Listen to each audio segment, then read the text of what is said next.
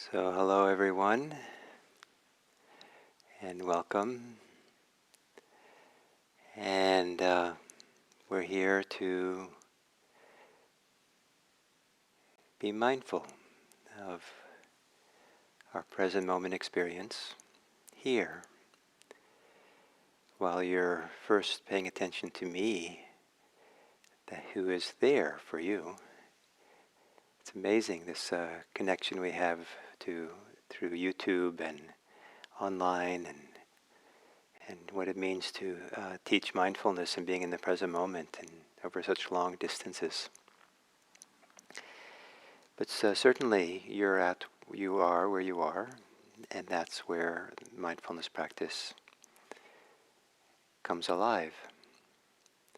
Yesterday I talked about a simple technique for mindfulness that some people like to have kind of a nice rhythm of a little technique to do, and also it represents some of the qualities, some of the aspects of mindfulness. And that was to be here, to relax, and then to recognize. So to establish oneself here, to relax into here, and then to recognize what's here.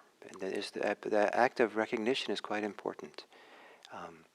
So another way of doing this that's related, and maybe it could be done after the first one in the same meditation, and that is to relax, let go, to recognize what's here, to recognize what the experience of the moment is, and then to let it be. Let it be. And as we kind of continue in this relax, recognize, let be, the relaxing becomes extra, becomes work, becomes just keeping yourself busy. And it's just been nicer just to recognize what's here and let things be. As meditation goes deeper and deeper, quieter and quieter, then maybe even the recognizing seems too much. And the primary thing to do is just let things be. And this letting be is a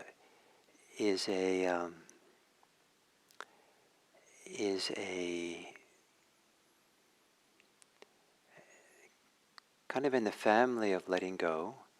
It's a form of letting go, and a very profound form, where we're letting go of things needing to be different than how they are. In the moment, at least in meditation. Certainly in life we have to change things, but in meditation, that we relax, and then at some point the freedom comes because we're not picking anything up. We're not reacting to anything, or we're not believing the reactions or getting involved in them. That the ability to recognize is strong enough that we recognize whatever passes through, whatever is happening, and we find ourselves letting it be, not being for or against it, not being wanting it or not wanting it, just here, rooted here, letting it be. So letting be is quite a profound form of letting go, and it in some ways it's more wise than the action of letting go. When you do the letting go, we're just there, letting things be, and one of the advantages of that is that at some point things let go of themselves rather than we letting go, and the ability to just be, to let things be in the field of recognition, and then see that things are let go of, because the trust is so deep, the ease is so deep, our non-involvement is so thorough, is quite inspiring. Quite inspiring to see how things can unfold without us having to be the agent for the change. So, assuming a meditation posture and gently closing the eyes.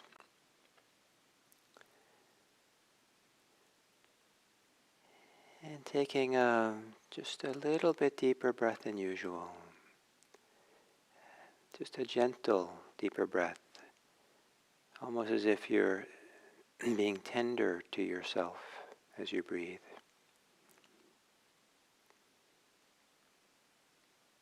Breathing in, breathing out. As you exhale, to relax.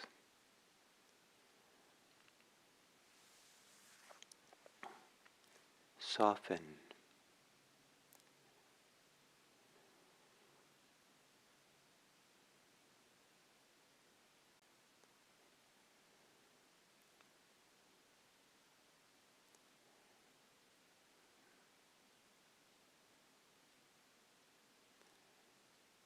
And letting your breathing return to normal.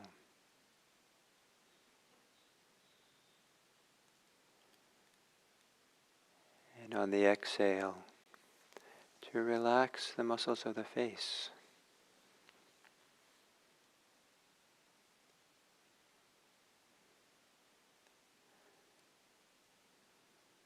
On the exhale, relaxing the neck.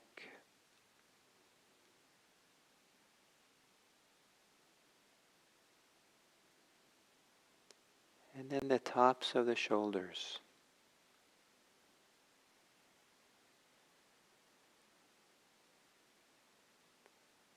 And then deep inside the shoulders.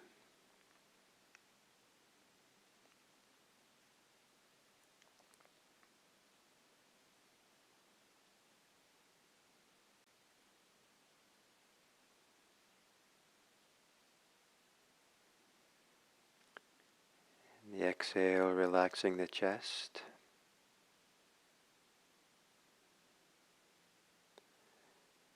Deep in the chest.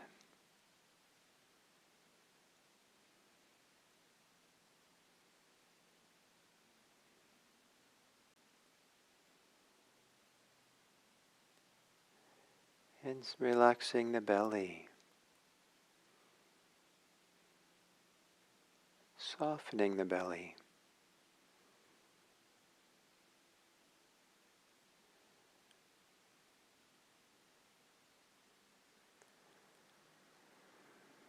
On the exhale, relaxing the hands, the arms.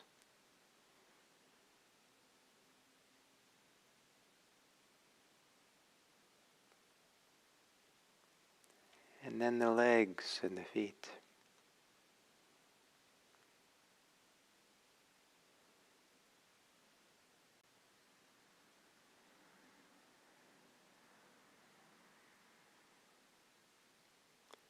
And having relaxed this way, now become aware of your breathing, centering yourself in the body breathing.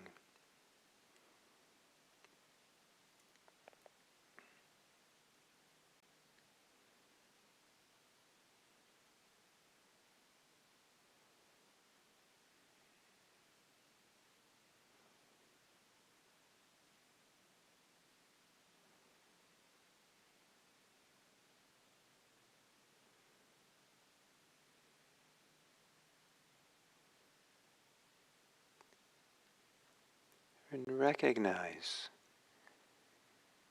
how you are.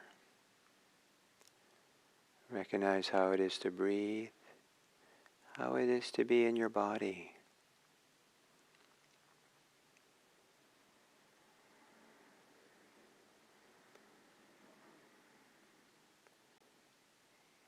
And let it be.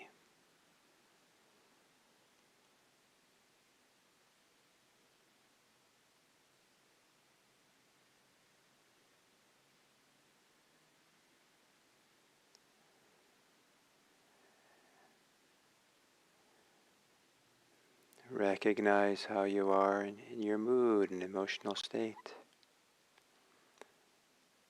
No matter how subtle or how big.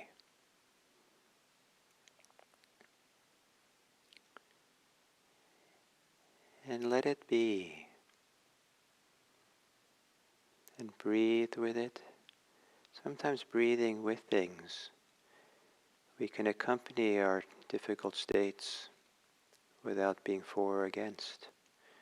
It's easier just let it be and accompany.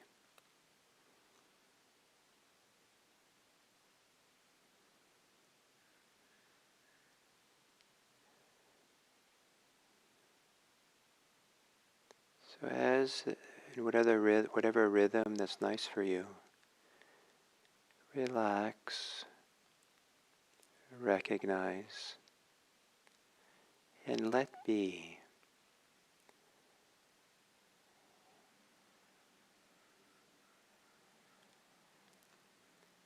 And if relaxing is too much, then just breathe,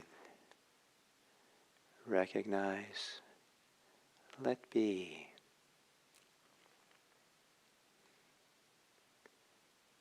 Experimenting with how is it you can be present, knowing what's happening, but give it space.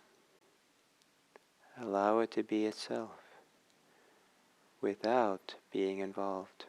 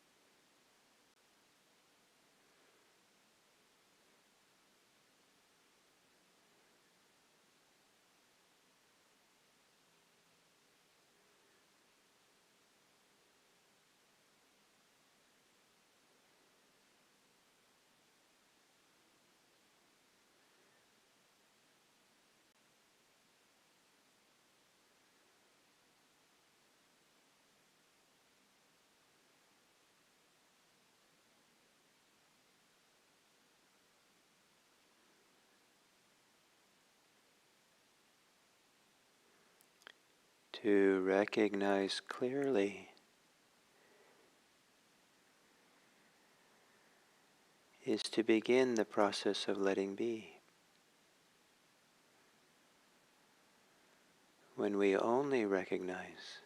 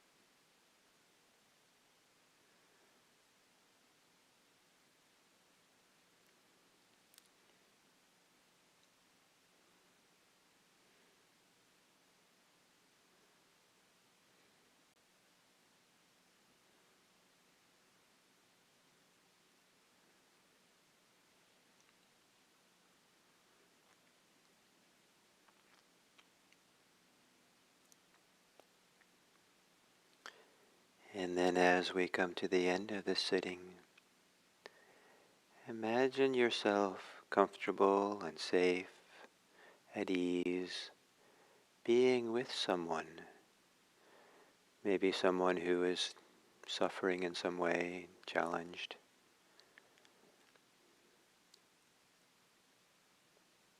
Imagine that you are present for the person, but you allow the person to be.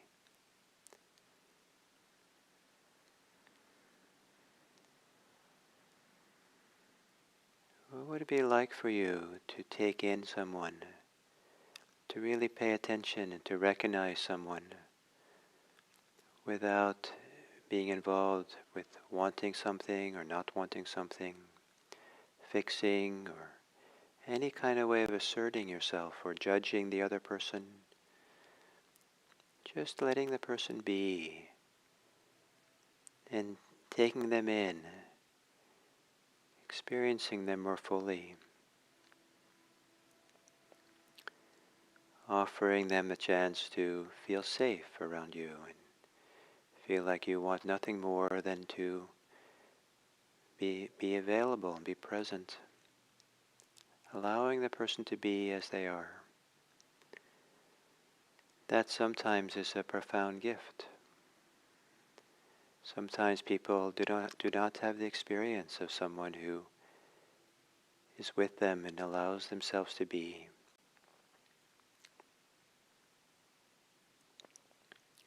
And maybe our ability to sit and meditate, breathing with how things are, letting things be, learning the art of letting be, the deep art,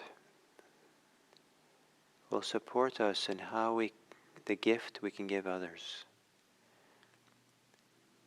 offering them the kind of respect, the kind of love, where we recognize someone and allow them to be who they are. Maybe in such a way so it's easier for them to find their own way without our interference.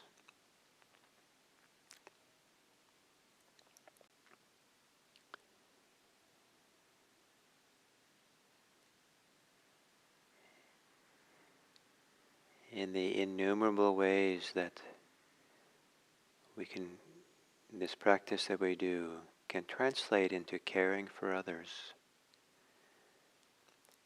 May we be motivated to care for the world, motivated to live for the welfare and happiness of others, and the welfare and happiness of ourselves.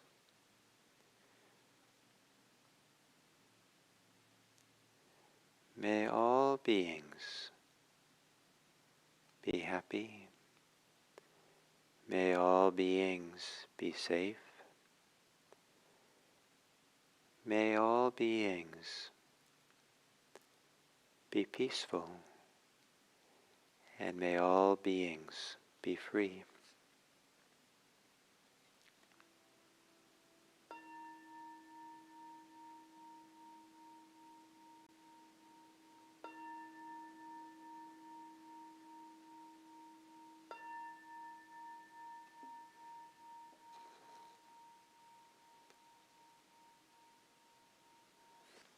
So, the topic for this week has been the karmic stream and the dharmic streams of our lives. And many people are swimming in the karmic stream only. It's all they know.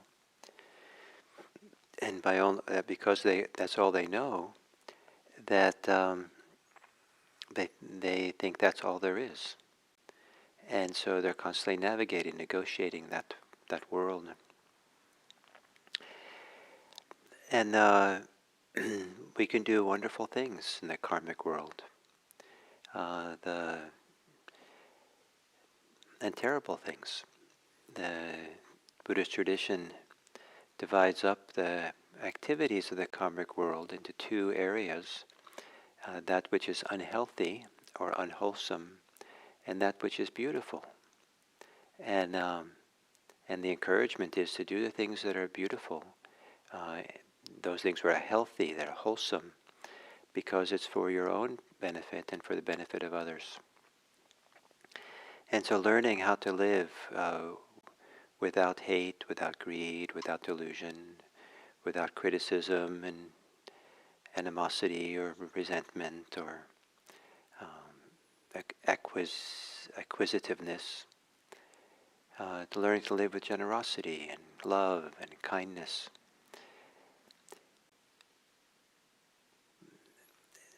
But for it something to be the karmic stream is based on, as its root, a certain kind of attachment. It can be very, very subtle. And maybe the easiest way to understand it is attachment to self. Some kind of idea of ourselves as being somehow um, um, a solid or substantial or a reference point, and or the subtle attachment to, maybe not to ourselves exactly, but more basically, there's three basic attachments that kind of propel the whole karmic world, and it's not easy to see. It's to really tap into it, to be usually very attentive and sensitive at the deeper levels. And one of them is attachment to sense comfort and sense pleasures. Human beings are very oriented sometimes in a very deep way to being comfortable and to have pleasantness. It's kind of very closely related to being safe. The other is a very subtle attachment to existing, to being alive, to being. And then a very subtle attachment to not being, to not existing. And some people, and it takes the form, and if you watch your own mind stream and are watching how this karma plays out in your own mind, you can watch and track what you're thinking about. And you can see, is your thinking involved with something to do with comfort and discomfort, making things pleasant or unpleasant? Is it in some way an assertion of identity? Is there some being someone in is that part of your mind stream, an identity? Or is there a movement to not have an identity, to not be seen a certain way, not be presented some way, and not be recognized a certain way? And this movement towards being and non-being, to sense pleasure, in the Buddhist tradition is considered deeply, deeply rooted, so that even beautiful karma has that attachment as well. And so we can only go so far. We can with beautiful karma, with good karma, we are shaping our future. We're shaping and conditioning ourselves, as you can watch your thoughts and see the thoughts that you have kind of condition the next thought, and kind of can keep certain mental preoccupations going in a way that can have a negative influence on us or a positive influence on us. But it always involves work. It always involves mental activity. And over months and years and decades, it takes a toll. There can be a weariness, a tiredness from always navigating, negotiating existing, non-existing, identity, non-identity, pleasure, comfort, and all that. The Dharmic stream is not like a dualistic, radical, different way of living than ordinary life. You might be doing many of the same things that you do in ordinary life, shopping and cooking and caring for family or friends or going to work and all kinds of things you might be doing. But it's done without this attachment, without any attachment. But at the deeper level, if the Dharmic stream is really matured, then there's no attachment to sense pleasures, comfort, no attachment to existence, even to life, and also no attachment to non-existence, non-identity, to not being alive. one navigates, lives their life, could be fully unconcerned with this attachment, this preoccupation, this fear, this desires around these three areas.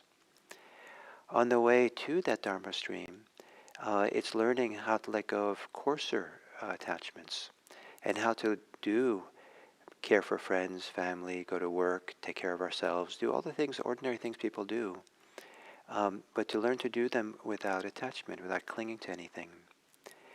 But even the subtler ones. And so then we find ourselves able to do these things without this layer of work in the mind, of navigating, negotiating the self in the middle of it all, navigating, negotiating how to make ourselves comfortable in the middle of it all. It releases a whole level of preoccupation. And the Buddhist reference point for this is there's freedom. One goes about the world free, and one does the things, that ordinary things that people do, that may be appropriate for you, but there is a freedom in doing it. There's an ease, there's a peace, there's an absence of a certain agitation or contraction that always exists in the karmic stream. And to be in the Dharma stream is to begin appreciating how it's possible to live in the world without clinging and attachment. And so it begins with maybe beginning to letting go of bigger attachments. Maybe it begins by meditating. For some people it's eye-opening to begin meditating and realize how much of the ordinary preoccupations of the mind and how they translate to bodily tension can be put down, and can relax and become quiet. And it can be a life changer to realize how much extra preoccupation the mind is spinning and churning and ruminating that can be put down, can be relaxed. And so we begin seeing where it's possible. And then the Dharma stream is to see that as an open door, that as we relax, as we let go, as we don't act with attachment, the absence of attachment, clinging, craving, resistance, is kind of like an open door that's inviting you. Hey, come here. Come take a look at this. And so the Dharma stream is found by stepping through that door into that new stream. And in the teachings of the Buddha, reality is always inviting you, welcoming you into this new stream, into the Dharma stream. There's a wide open door that's ready for you if you can put down your burden, put down your attachments, your clinging. And you get to keep your life, perhaps, because this is not a judgment about what people do in their lives. It's just an idea that to do them without clinging. If what you do in your life is completely dependent on clinging, you're doing it because you cling, then how you live your life might change as you let go of clinging. And I'm pretty confident that it'll be for your own good to do that, and for the good of the people around you. It's not a good result to live a life and do things in the world that are propelled and with attachment and clinging, that need to have craving as part of it. And even that fundamental one, the attachment to being alive, or the attachment to not wanting to be alive, or attachment to identity and non-identity. Happiness is not found through identity. Happiness is not found being preoccupied with life or death. There's a way of putting this down and experiencing a profound peace, and which will help you live your life peacefully and happily and wisely. And that's maybe one of the key reasons to put down the attachment, so we can live wisely in the world and live in a way that is really beneficial for others, maybe even inspiring for others, being an example for others, that's possible to live a life that's not anxious, possible to live a life that's not greedy, or a life that's resentful or hating. And it's a wonderful gift to the world to give that example. And I think one of the clear ways to see it is in raising children. If children see the model of hate and greed and fear, then that's what they think is needed to live this life. But if they have a different model, what a gift it is to the children. And it's a gift to yourself, because if you can live this without this fundamental attachments, if you enter into the Dharma stream and really trust it, then when it's your turn to die, and if you die in a conscious way, uh, chances are you won't be afraid. Chances are it won't be a difficult thing to do, because you're not attached either way. So the Dharma stream and the karma stream. If you're going to do the karma stream, do it well, do it beautifully. Bring beauty to the world, which, spiritual beauty. Walk in beauty. And one of the ways to walk in beauty, is that to realize also that the beautiful karma is a precursor, support, can point the way to the Dharmic stream. And the beautiful stuff that we do just gets done better when it's done from the Dharmic stream. So hopefully this is an interesting distinctions to explore your life, understand your life. And as I've said repeatedly, one of the primary reference points I'd suggest for you for really studying these two streams is in your moment-to-moment tracking of your thought streams, what you're thinking about. And right there you'll see all you need to know about to really get a sense of the karma stream and the dharma stream. May your thoughts flow in the stream where there's no attachment. So, thank you very much, and I look forward to being back here next Monday.